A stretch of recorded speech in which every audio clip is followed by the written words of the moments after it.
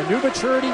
He's been conservative, and I think Paul's very happy with his car right now. On the 93rd lap, Michael set the fastest lap of the race at 230.8 miles an hour.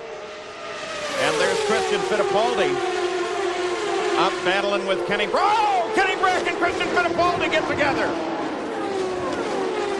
Off at 2.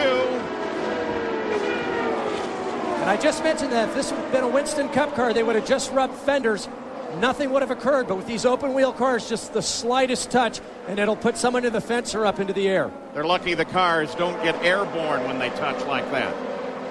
So Kenny Brack, who had a spectacular ride Michael, going. did you go through that debris?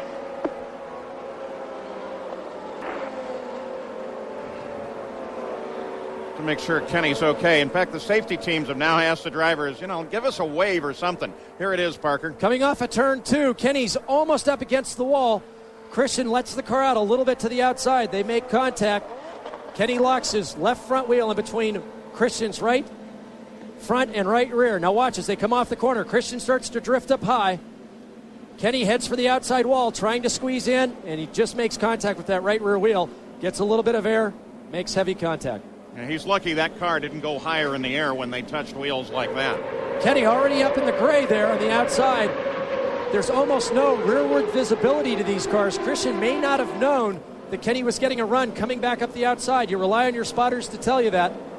And essentially, Kenny had no place to go at that point. Really, the wall is actually what kept Kenny from going higher. Now, Kenny's okay. You can see him lifting his visor there as he slowed down.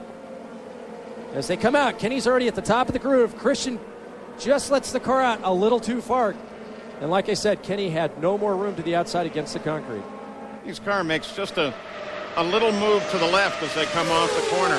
Now at this point, Christian thinks he's got the pass done.